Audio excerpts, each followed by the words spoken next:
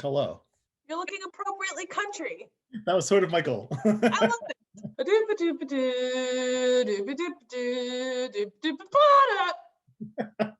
Oh, I hope you're happy. Your most enthused performance yet. Okay. Are we going to talk about country music? Good old-fashioned country music?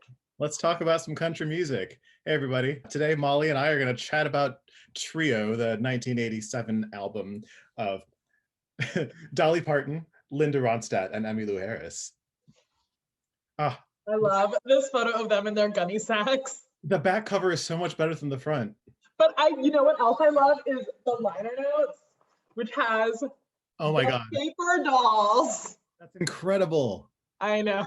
Before we start chatting about things, if you had to give this album a score out of 100, what would you give it? I would say that it's not a perfect album. There are two consistent skip songs for me, and maybe one or two, depending on what kind of mood I'm in, additional skips. I'm gonna say 80. I'm generous. I actually gave it. I feel like an 80 is a B. Yeah, it's a B minus. And I don't want to give it anything lower than a B. I actually gave it a 90, but after we talk about it, my opinion might change, and if yours does, that's cool too. It might go up once we get to the hobo song. We'll see. Sorry for the two of you who are watching that I keep on drinking Mountain Dew. I barely slept and I'm so exhausted. Okay, let's talk about The Pain of Loving You. Did you know that this was a Dolly Parton song? I did. I did look that one up. Which is interesting because I was thinking this sounds like such a Dolly Parton song. But I think it's interesting that Emmylou is singing the melody throughout this. Yeah.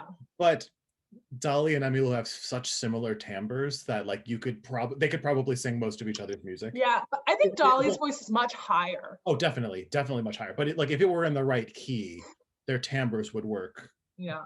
With each other's music. This is a great song, and it's a great opener for this album. The album is called Trio, and so you have this song, and you come out, and it's like, okay, it does what it says on the tin. I think what really makes this one work so well is the chugging drums. Yeah, it's so good. And also, what is it? Mandolin, fiddle, and when the slide guitar comes in, when halfway through, it's so good.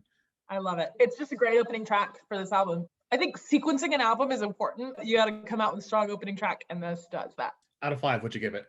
I'd give it a 5. Same. Because it's short and sweet. It doesn't even have time to do anything that you don't like. All right, making plans. What really sells this one for me is Dolly's performance. Throughout this album, her voice goes through so many different colors, and they all seem so perfect. And this is one of the ones if I had just heard this song and wasn't paying a lot of attention, I wouldn't know that it was Dolly singing right away. I'm going to differ with you on that because this is another one that I say this feels like a Dolly Parton song. And so I was surprised to see that she did not write it. This song was written by a guy named Johnny Russell. So he's kind of one of those Nashville songwriters. He's more famous for writing songs than performing them. But this song was recorded by Dolly and Porter also. And it was also recorded by Loretta Lynn. It feels like a Loretta Lynn song also. I think that's also just something about really great performers, that they can just make anything sound like it was always theirs. Oh, yeah. Well, and Dolly can absolutely do that. She's quintessential great performer. My one sort of gripe about this song is that I know it's very much in the style. I'm not as into as much of the slow draggy country. I think this song just feels so classically country in that songs about heartbreak and loneliness. Yeah, no, I still like this song. I gave it a 4 and not a 5. That's all. It's a very relatable song. I would give it a 5. It's a song that I think you've all been there of that oh, this is really it. It's over. And you're still here in front of me and there's nothing I can do to save this. It's over. And I think that makes a really good pop. And when I say pop, I mean not classical. Is that relatability. It makes a really good pop song. Okay, To Know Him Is to Love Him. A Phil Spector song. Yeah. So we'll come back to that. Let's just talk about the song first. Okay. I just said that I don't like the slower dragging stuff, but for some reason, the slow tempo in this one feels more right to me. I don't love this song, actually. I actually really do. I have a theory as to why that is, that I wrote for one of the later songs, but I think a lot of the ones where Emmylou is singing the melody, the three of their voices click together better. Mm-hmm. There's one exception. There's one Dolly lead song that I think they sound absolutely perfect together. But like all of the Emmylou ones, they sound so great together. Yeah, yeah. I do agree that they sound great together on this song. I just don't love the song that much. So I didn't know that this was a Phil Spector song until I did my research today. I listened to the original recording by a 50s pop group called the Teddy Bears that I had never heard of before. That he was in. He also performed in that group. Oh, so that he was one of the Bears Teddy. Okay. I listened to the recording of it from the Amy Winehouse B-sides, which I suppose I had heard before. It never struck me as anything other than an Amy Winehouse song. Yeah, I think it has that 50s soda shop jukebox kind of feel to it. It's a very sweet, sugary Bobby Sox kind of song by noted wife murderer Phil Spector. Even terrible people make great music. Yeah. Throughout history, they always have. What'd you give this out of 5? I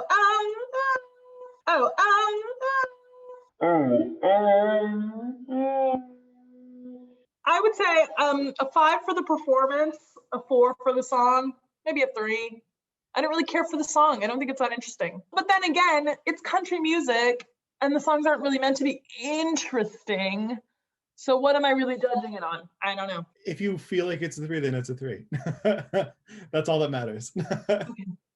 I follow my heart. Okay, Hobo's Meditation, tell me. Jimmy Rogers, who is called by many the father of country music, wrote this song. There's a recording of it that I found on YouTube from 1932. It feels very different than the Linda Ronstadt recording that we have here.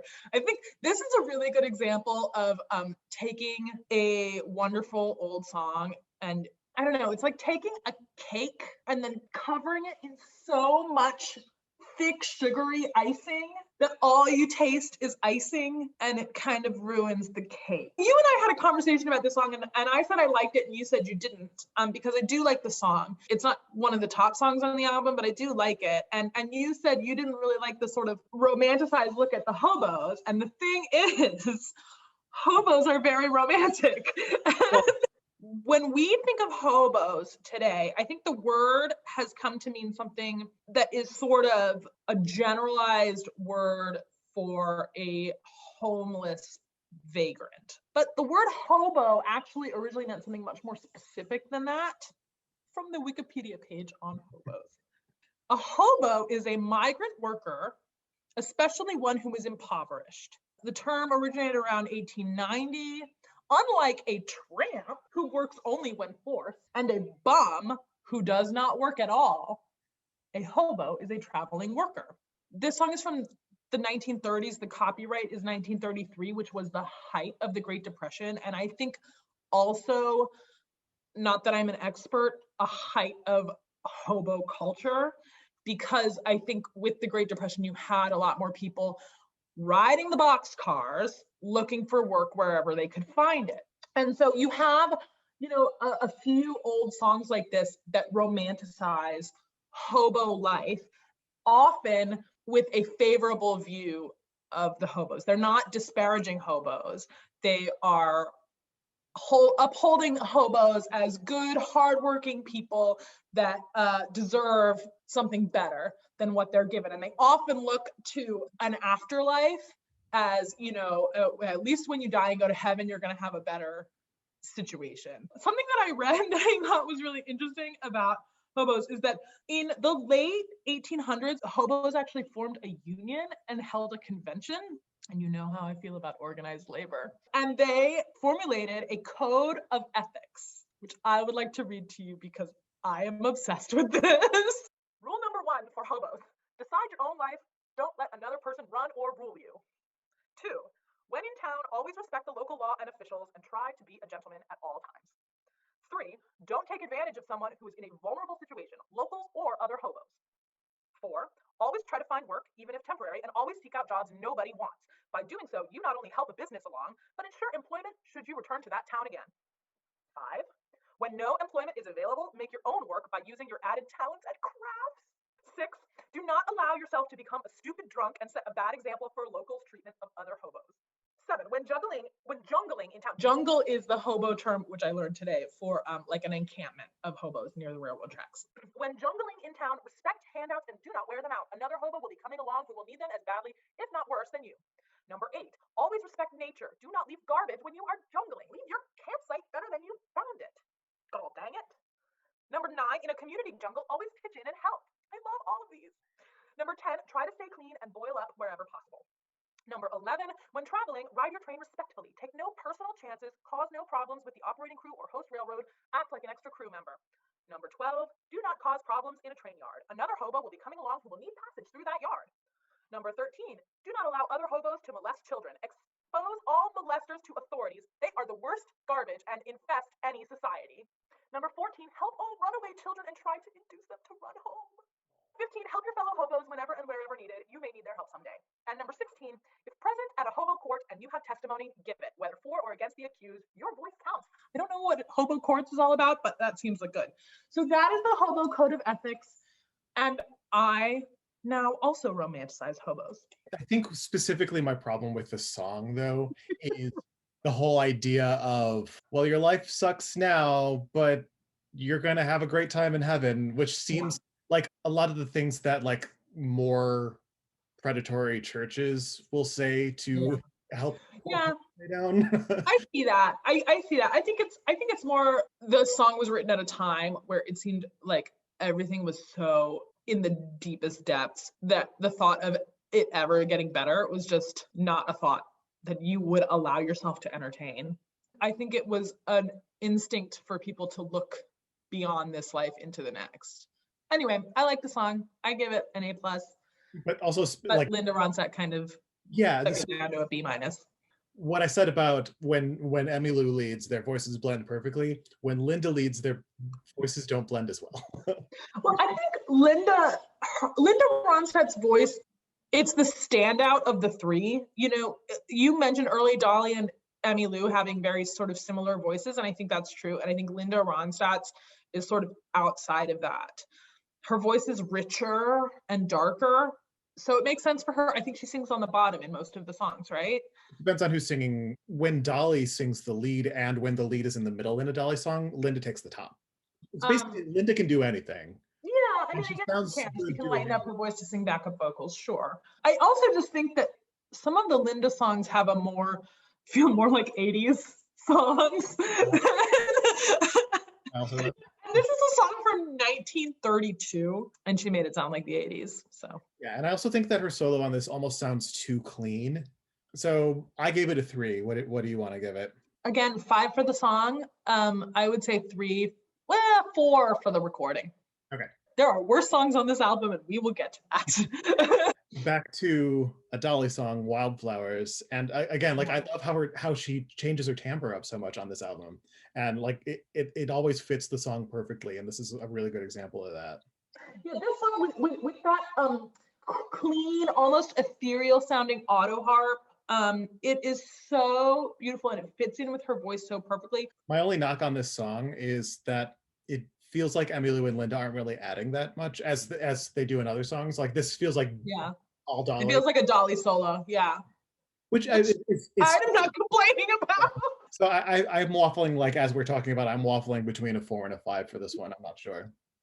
I don't think it's the best song on the album, but I think it's probably top 4. I give it a 5.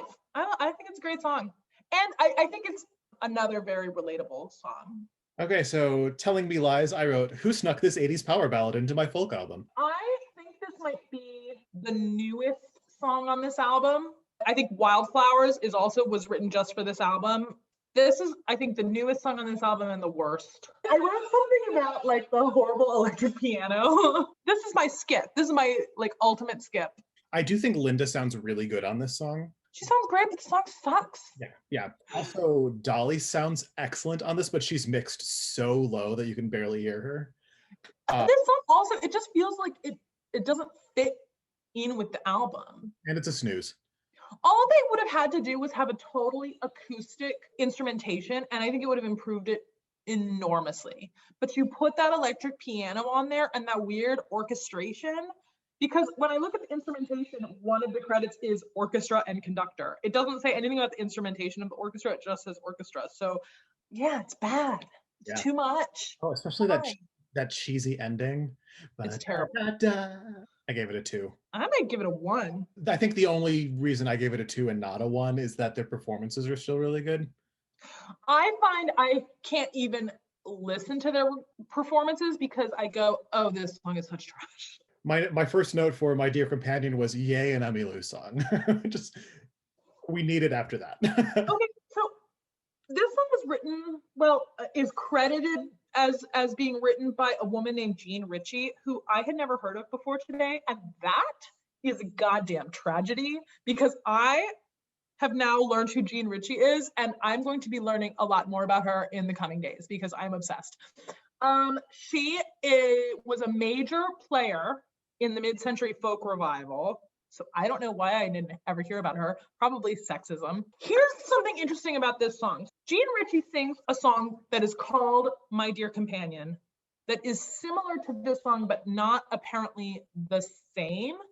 It is a minor key folk ballad in that sort of Appalachian tradition of like poor wayfaring stranger kind of trees on the mountain kind of thing. So it is a spooky song and beautiful.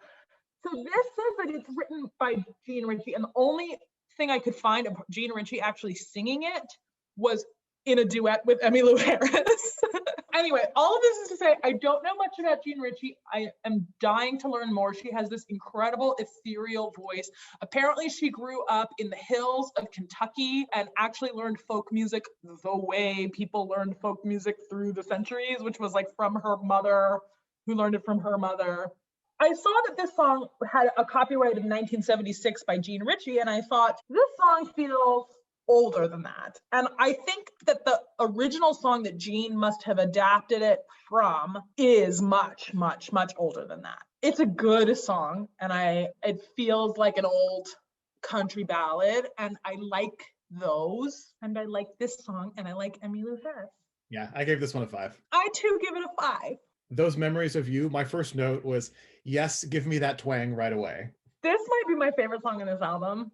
It's like the first track where it's like, oh, there's that trio. I love it. Give me that. Shoot it into my veins. Yes. And this song was written by Alan O'Brien, who was an old sort of bluegrass stalwart. And this is one of the songs that they sound the best on. And I was talking about how like they sound best when Emmylou's singing the lead. Dolly's singing the lead on this one, but the lead is at the top in this one and not in the middle like it is in most songs. So I think really what it is that it sounds best when Dolly's on the top. If I was telling them how to order their voices, I would put Dolly on top, Emmylou in the middle, and Linda Ronstadt on the bottom. Linda Ronstadt has that fullness to her voice. She needs to be on the bottom of the chord. This song has a little tick that I love to hear in country bluegrass music, which is that little scoop into the cadence. That the memories of you still haunt me when I lay down, right? Like that when it is in the harmony and the full chord does that together, I love it. Yeah. That also reminds me of something that I forgot to say about The Pain of Loving You. They do it through the whole album. They are so precise as a trio on how they do all their ornaments. You know, we have been trying to record The Pain of Loving You, and I'm trying to do that scoop thing on those cadences. It would be easier to coordinate that if we were all in the same room. If we were all, yeah. No, I know.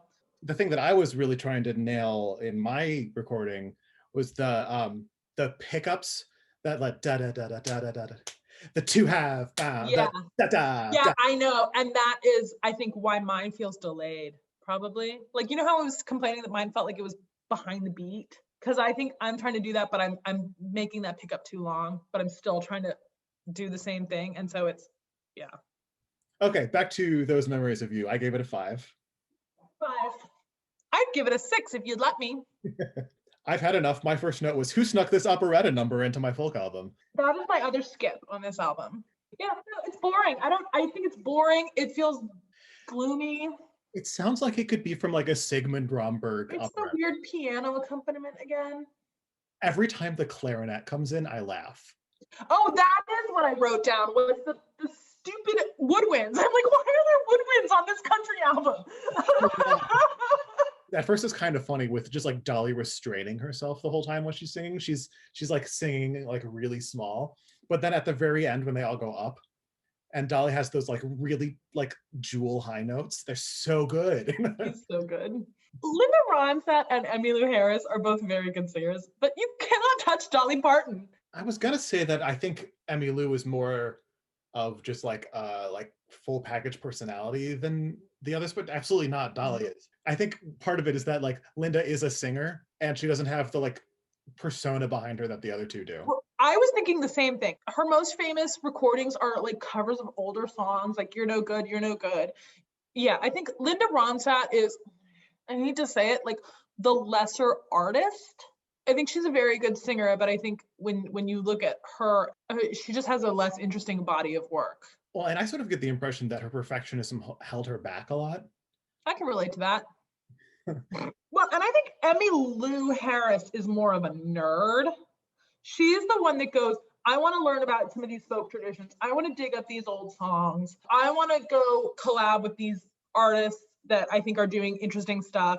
And I think Dolly Parton is just a star, right? So you have the star, the nerd, and the singer, basically. But yeah, I gave this one a 1. I'd give it a 2. I was also sort of on the fence between 1 and 2. Yeah, I'll move it up to 2. I mean, I think the song in and of itself is not that bad. I think the arrangement is terrible. I think this song, if you took out those woodwinds and that dumb piano and put it in acoustic accompaniment with like a fucking fiddle and a banjo, this song would be so much better. Yeah, this song definitely needs a fiddle. Yeah, it's screaming. It needs a fiddle. God, that clarinet, that was the worst. Okay, I'm really excited about the next song. The song is Rosewood Casket. The credit is traditional, arranged by Lee Parton. Do you know who Lee Parton is? Dolly's mom. Yeah, so this is an old. I mean, this might be going back to the old world old. Nobody actually knows how old it is. That has been recorded many, many times by many, many country music artists. And Dolly, I can only assume, learned it from her mom, who arranged it for this album, and that just melts my heart. These actually are my favorite lyrics on the album. It scratches that like Appalachian morbid song thing that I love. Love it. Yeah. These people lived close to death. You know, I have been reading the old Firefox books that my mom gave me for Christmas.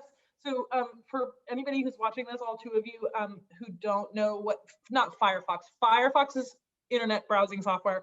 Foxfire is these old books in the late 60s and early 70s. These, I guess, folk researchers went into the hills of Tennessee and North Carolina and North Georgia and talked to old people, basically. If you're talking to an 80-year-old person in the 1960s, you're talking somebody who basically lived at the turn of the century, about their way of life, basically. And so one chapter in one of the Foxfire books is on funerals and burials and death.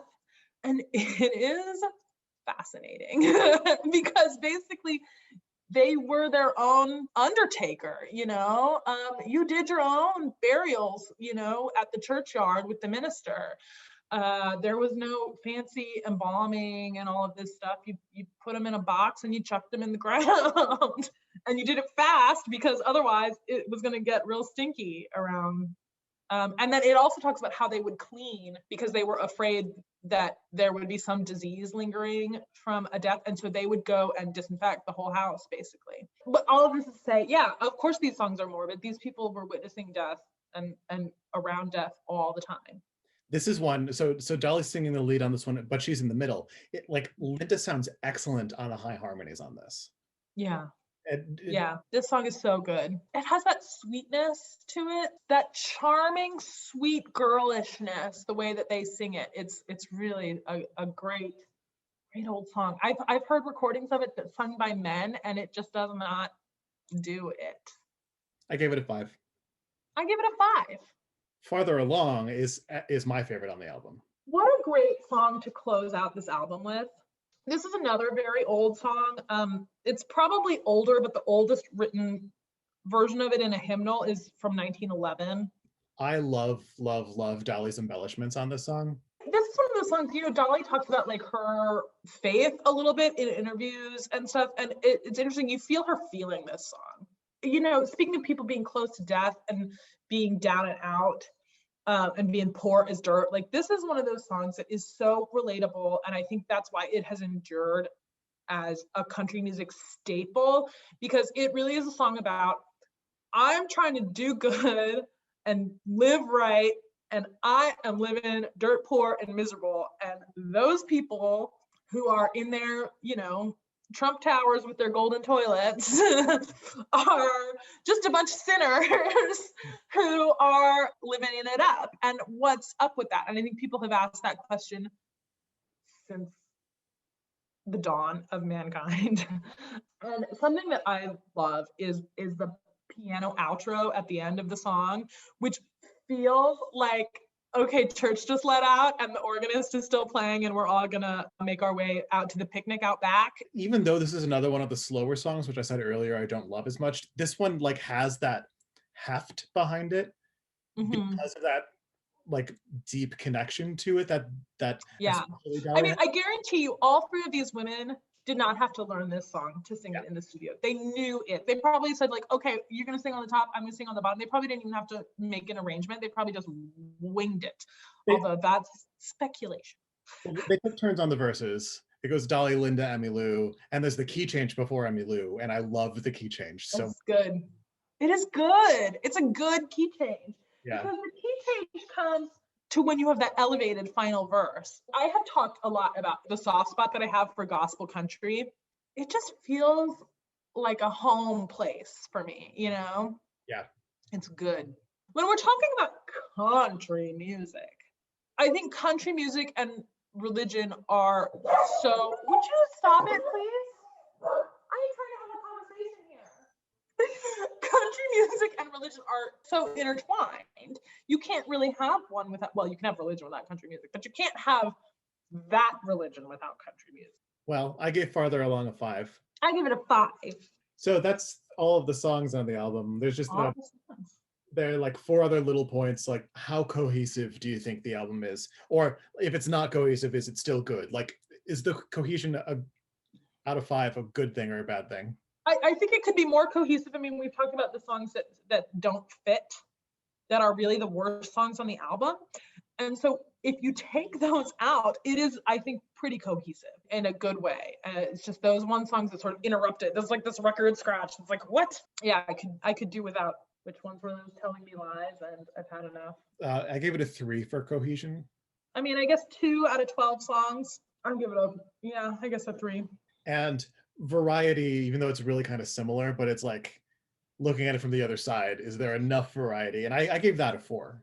I would love to have been a fly on the wall when they were planning this album. I can imagine them each sort of picking their favorite old country songs and saying, oh, we have to do this.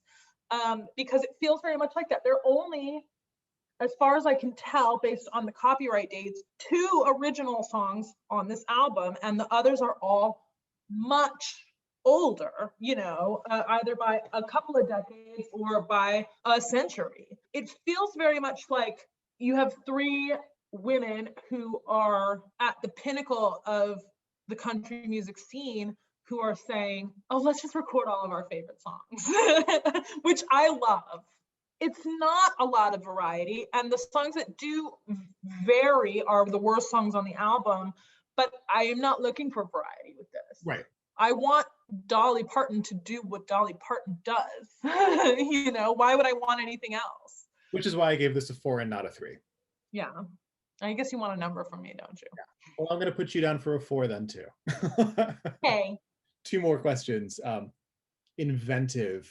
So this is one, like, it's not super inventive, but I don't really care. And country music isn't supposed to be inventive. It's supposed to be old-fashioned. Right. So I gave it another 4. Yeah, okay. And then the album. The places where they tried to get inventive are where they failed. Yeah. Woodwinds do not belong in country music. And if you're ever thinking, hey, you know what this good old time country song needs? A clarinet. I want you to never make music ever again. Okay, so that leaves us with just the album art. even though I really love this is the one fashion style at this time that like hid Emmylou Harris's beauty under a bushel a little bit. Oh, I know. Yeah, her hair looks terrible, doesn't it? Yeah, but I still really love that. What I love is that the paper dolls on the inside are the outfits from the cover. Oh, I didn't notice that. And then, you know, and then on the back you have the gunny sacks, which is a look that I am obsessed with. I went through a whole phase in high school where I was obsessed with gunny sacks, and my mom had one from high school, but it was too small for me, and it was a whole thing. Well, yeah, I gave the album art a 5. I mean, it's not album art; it's a portrait, right? Like, a portrait is art. Well, yeah, but it's not like they had, you know, some graphic artist. Well, they probably did, because you do have this sort of Monument Valley colorized, the very cool Western wear. It's interesting to me that the songs on this album are all very Appalachian, and then they went for the Western look. But I think that was what was sort of dominating country music at the time. Yeah, everything about that photo is just so cheesy and over the top. Look at Linda Ronstadt's dumb helmet hair. This hair is bad. It's so bad. I'm sorry, Emmylou. Her now, and she's just got that long silver hair. It's so beautiful. Yeah. In the 70s, I think of her having like that like long flat iron center part. That's how it started. And then I think in the early 80s, she already had the silver lock in the front. So good. I don't know. If I didn't know that was Emmylou Harris, I would not go like, oh, that's a picture of Emmylou Harris. I mean, Dolly is always noticeable. Dolly knows her brand.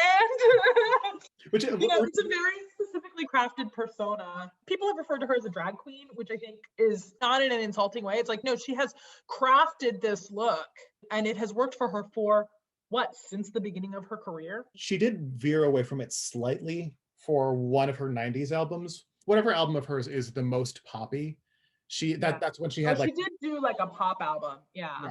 And that's when she had the shortest hair in like the sort of a semi-fro. And it's still Dolly hair. It's still very Dolly, but it's like it's Dolly with a slightly different flavor. Yeah, it's kind of like the hair that she has now. It's like her hair moves with the times, but it's still Dolly hair. So like the hair that she has now is like the ugliest, stringiest redneck wig, but it is Dolly hair, you know? And it is so stringy, and I hate it. And I'm like, why would she put that on herself? But then it's like, you have to stop and you go, do not question Dolly Parton. She knows exactly what she's doing. I always think it looks like Elvira hair, but blonde. Yes, but blonde. I'm picturing like a good witch of the north, wicked witch of the west kind of thing with Elvira and Dolly Parton, like these foils for each other. I was watching something recently, a queer YouTuber I like was talking about drag in general. They related it back to Disney somehow because their channel's about Disney, but I'm mostly there for like the queer theory stuff. They were interviewing a drag queen who was going on about how like drag is not really just a gay thing. Drag is for everyone. When you are performing gender, even if it is the gender that you normally perform, if you're doing it more, then it's drag. That's her. And like I'm in drag right now. Yeah. We all choose how we are going to present ourselves to the world, and that's drag. Absolutely. I spent 20 minutes putting makeup on my face before I got on this camera, you know, because I knew that a specific way that I wanted to present myself. Yeah. It sort of relates to the psychological term of social masking. Like even beyond just what we look like, we act differently around different people just because like we want to fit in. Correct. Well, yeah, I mean, I have been kind of obsessed with this idea recently. It's like a therapy idea of like, who are you when nobody's watching? And I think the pandemic has given us all a gift in that we can really study that right now. Who am I when nobody is watching? And how can I, or do I want to bring that out to the world to when people are watching? I always think especially about social masking whenever I have to take my car into the shop because I notice I find myself dressing a little bit more butch, and that's social masking with a C, M-A-S-C. Right. we all sort of shapeshift to try to fit in with our surroundings so that we don't look out of or feel out of place. I think that's a very natural thing to do. But I also think there's some value in choosing the right time and place to want to stick out a little bit more. Yeah. You know, the different types of concerts that you were talking about, when you and I go to a Lizzo show, we intentionally try to not stand out because that's not a space for us. We are Right. welcome, but we are like, right. Let's not take up space here.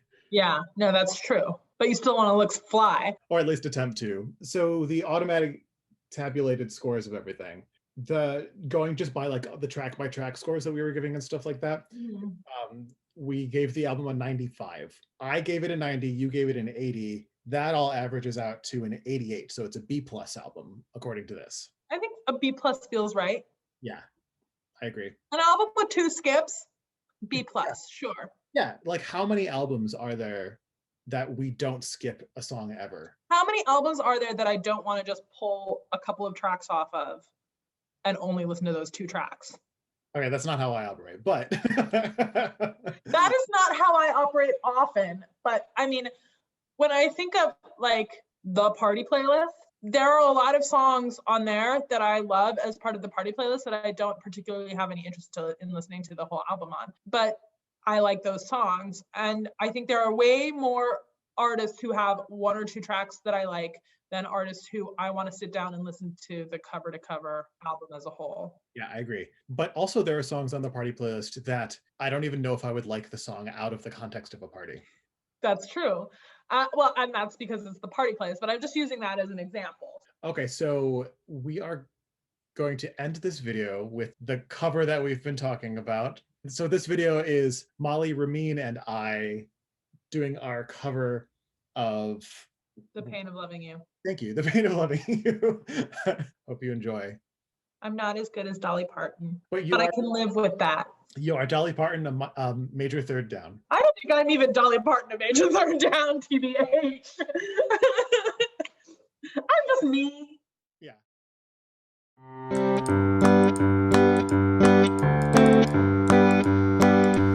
All the pain of loving you, all the misery I go through, never knowing what to do, all the pain of loving you. You just can't stand to see me happy. Seems you hurt me all you can, till I grow loving you.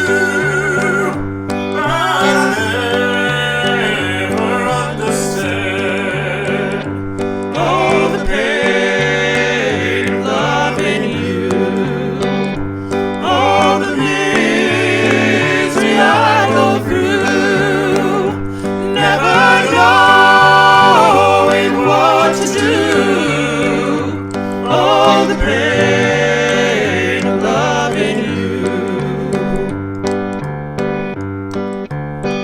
To love and hate at the same time, the line between the two is fine. The two have bound me heart and soul, so strong that I can't let you go.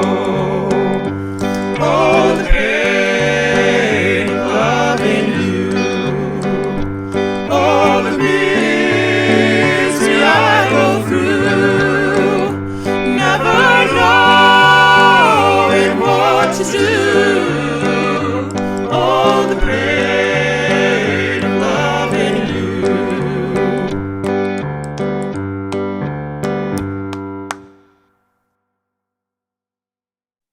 I forgot that there's one more thing I need you to do. Oh, you make me sing the song? Yeah. I was hoping I was going to get away with not having to do it. I was like, oh, he's not going to make me do it. I wish I knew how to quit you.